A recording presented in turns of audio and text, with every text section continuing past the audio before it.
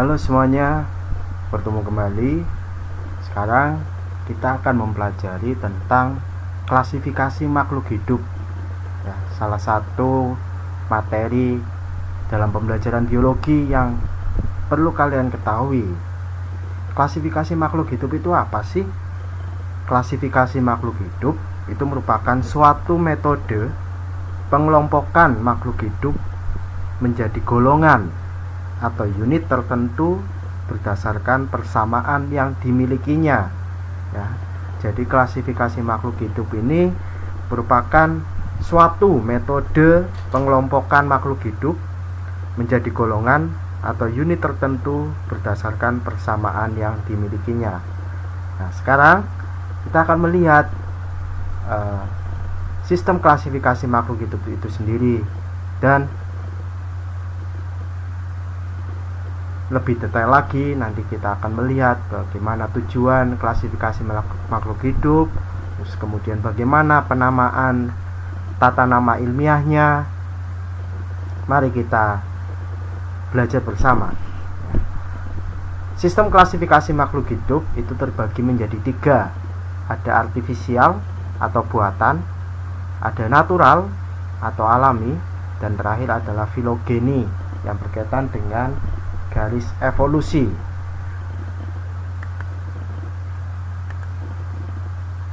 Sistem klasifikasi makhluk hidup artifisial atau buatan ini merupakan cara pengelompokan yang berdasarkan pada karakter-karakter yang dihubungkan dengan kepentingan manusia. Contohnya di sini berdasarkan kegunaan.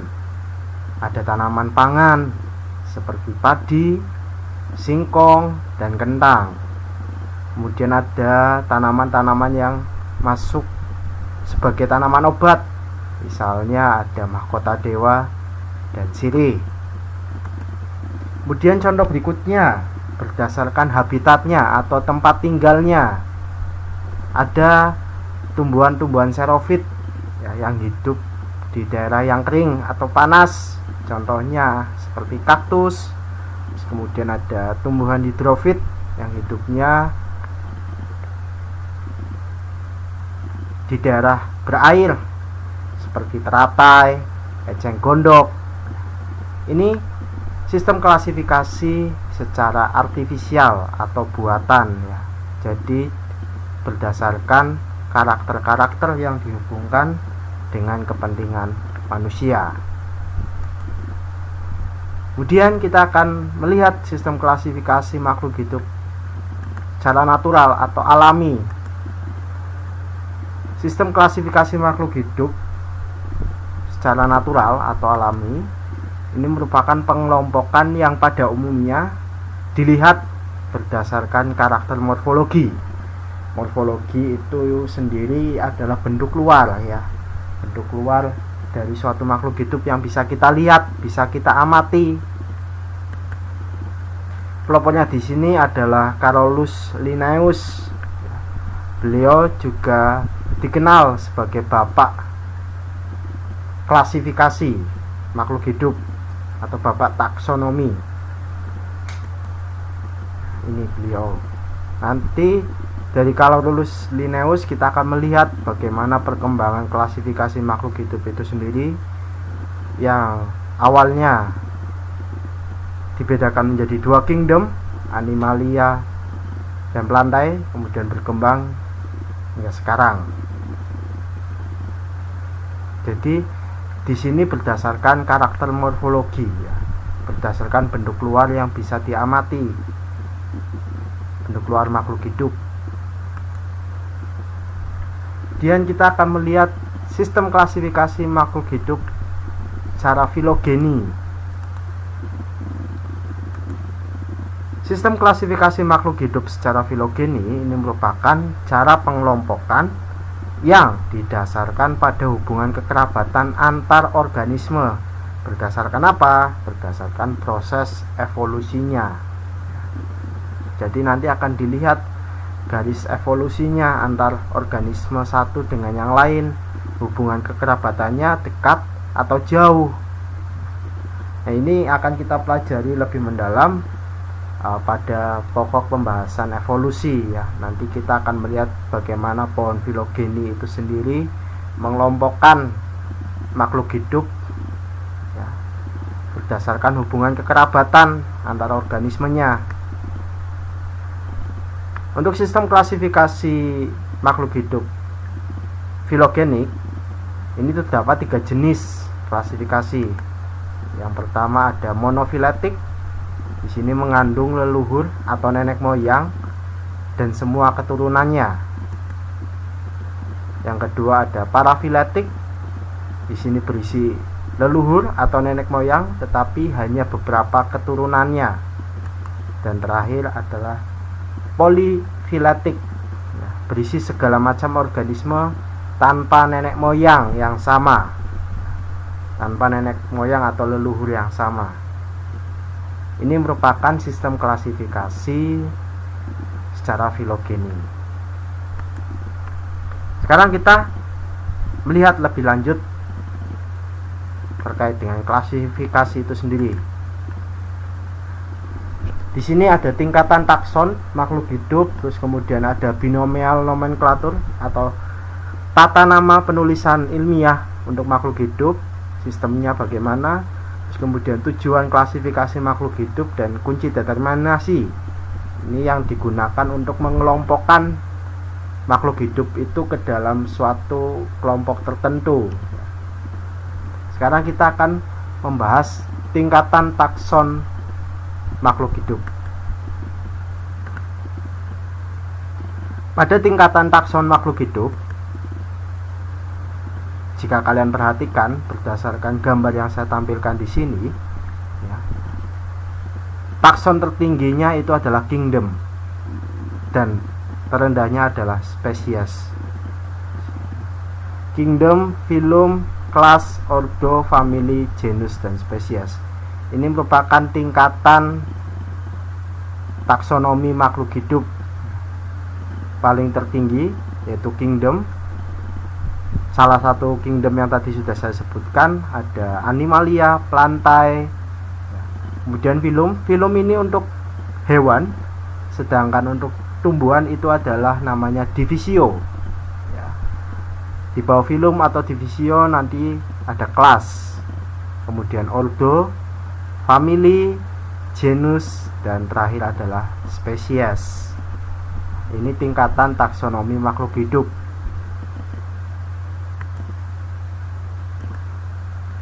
Contoh tingkatan taksonomi makhluk hidup. Jika kalian perhatikan dari tabel tingkatan takson yang saya tampilkan di sini, ini adalah tabel tingkatan takson pada beberapa hewan, manusia, harimau, kucing. Kemudian di bawahnya ada tabel tingkatan takson pada beberapa tumbuhan. Di sini yang diambil adalah jagung, tomat, dan mawar. Ya. Tingkatan takson paling tinggi kingdom, animalia, phylumnya chordata, subphylum vertebrata, kelasnya mamalia, ordonya. Nah, di sini sudah mulai ada perbedaan antara manusia, harimau, dan kucing. Ternyata berbeda di ordo, dan ke bawahnya pun pasti akan berbeda. Nah, jika makhluk hidup itu pada tingkatan terendahnya masuk ke kelompok yang sama, berarti bisa dibilang persamaan yang dimilikinya juga banyak. Sedangkan jika semakin tinggi tingkatan takson yang membedakan, bisa dibilang bahwa antar makhluk hidup itu sendiri memiliki perbedaan yang banyak juga. Ya. Jadi di sini antara manusia, harimau, dan kucing masuk ke dalam kelas mamalia karena memiliki persamaan yang sama. Contoh, memiliki kelenjar susu, kelenjar mamae. Ya. Maka dari itu mereka dimasukkan ke dalam kelas mamalia. Begitu juga dengan tumbuhan. Ya. Bisa kalian lihat, ini divisinya, divisio, angiosperme berbiji tertutup, kelasnya. Nah, pada kelas ini sudah berbeda. Jago masuk ke dalam kelas Liliopsida atau monokotil, sedangkan tomat dan mawar ternyata masuk ke Magnoliopsida, yaitu dikotil. Ini untuk contoh tingkatan takson pada makhluk hidup. Kemudian kita akan melihat bagaimana cara penulisan tata nama binomial nomenklatur.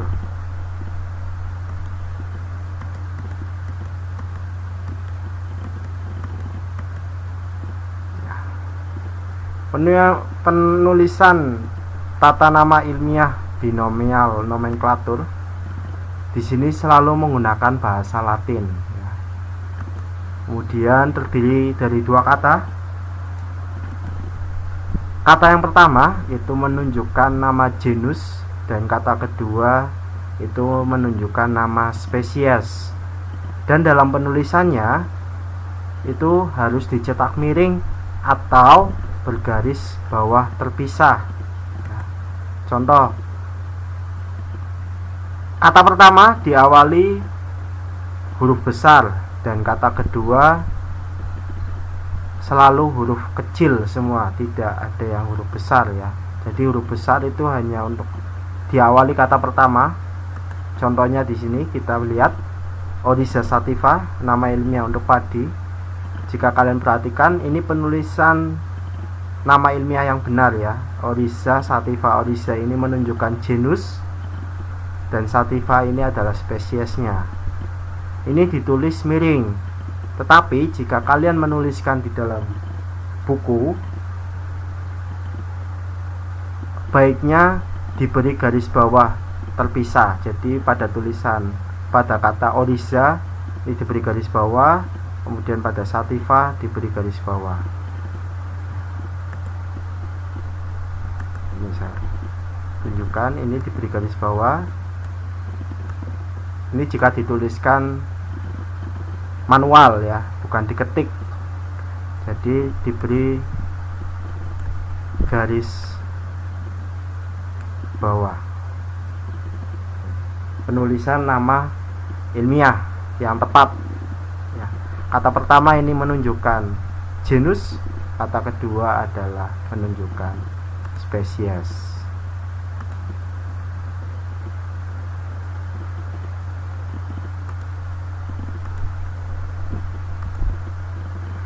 Kemudian kita akan melihat tujuan klasifikasi makhluk hidup.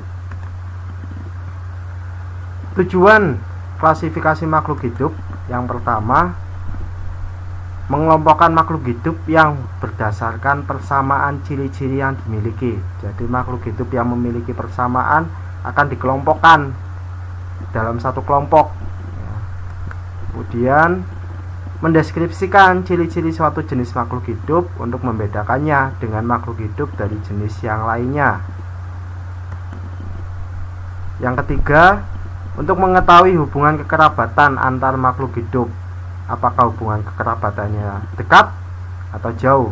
Semakin dekat hubungan kekerabatan antar makhluk hidup, berarti bisa dibilang persamaan yang dimiliki antar makhluk hidup tersebut lebih banyak.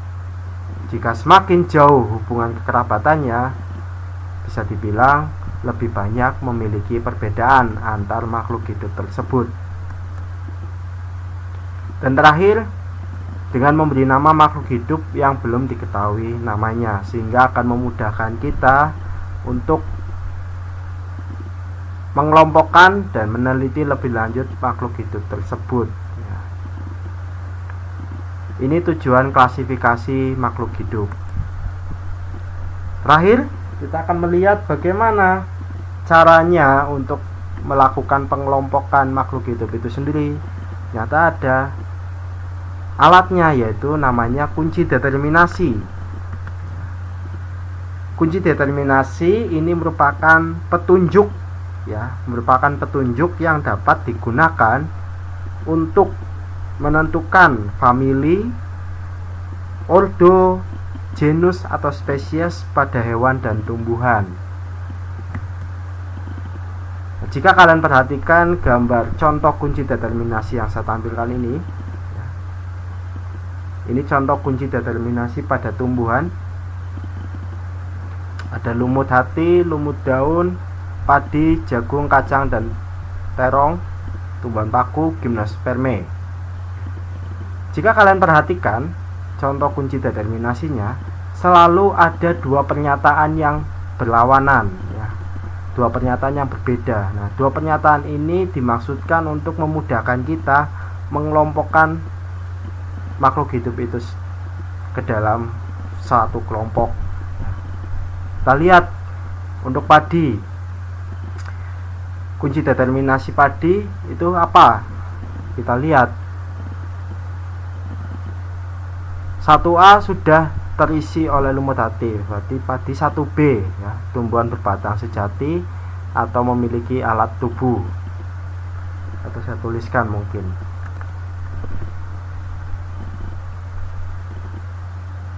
padi, saya tandai ya 1B. Kemudian lanjut ke angka 2. Pada batang terdapat jaringan pembuluh, berarti terdapat xilem dan floem. Padi ada ya 1B, 2B. Kemudian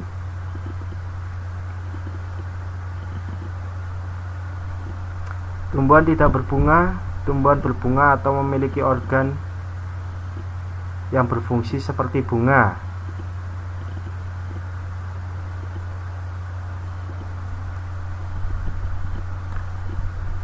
3B. Lanjut, pada daun tidak ditemukan adanya bintik kuning atau coklat karena pada 4A sudah terisi tumbuhan paku. Berarti di sini 4B, 5B, dan terakhir adalah 6A. Karena jadi padi itu adalah tumbuhan berbatang sejati atau memiliki alat tubuh.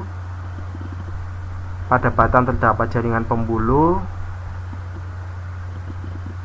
Tumbuhan berbunga atau memiliki organ yang berfungsi seperti bunga. 4. Pada daun tidak ditemukan adanya bintik kuning.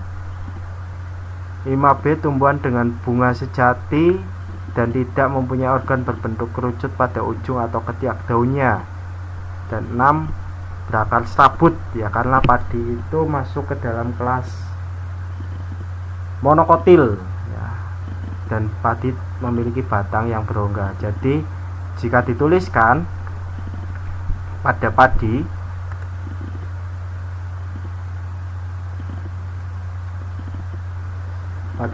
itu nanti akan memiliki kunci determinasinya 1B,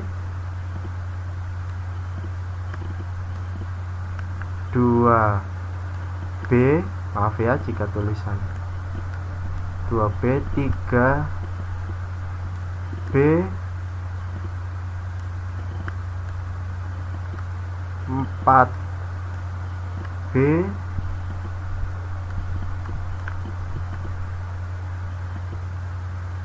5B,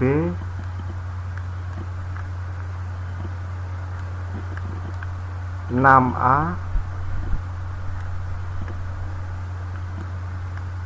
dan terakhir adalah 7A. Ini adalah kunci determinasi dari tanaman padi ya. Jadi selalu dibuat kunci determinasinya itu selalu dua pernyataan yang saling berlawanan ya. Selalu dua pernyataan yang saling berlawanan.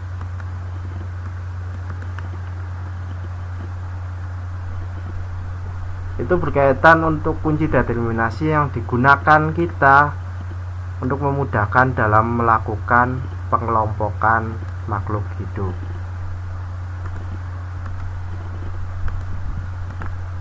Dan terakhir kita akan lihat ini ya, seperti yang di awal tadi sudah saya sebutkan bahwa Carolus Linnaeus itu merupakan pelopor bapak taksonomi atau bapak klasifikasi makhluk hidup yang mencetuskan 2 kingdom, yaitu plantae dan animalia, dan kemudian berkembang hingga ternyata sampai saat ini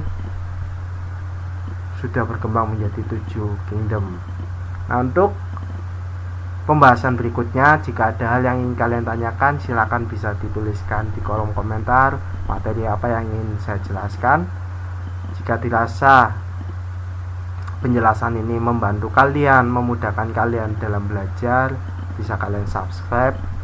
Dan jika ada saran dan kritik, silakan bisa ditambahkan di dalam kolom komentar. Terima kasih sudah menyaksikan video ini.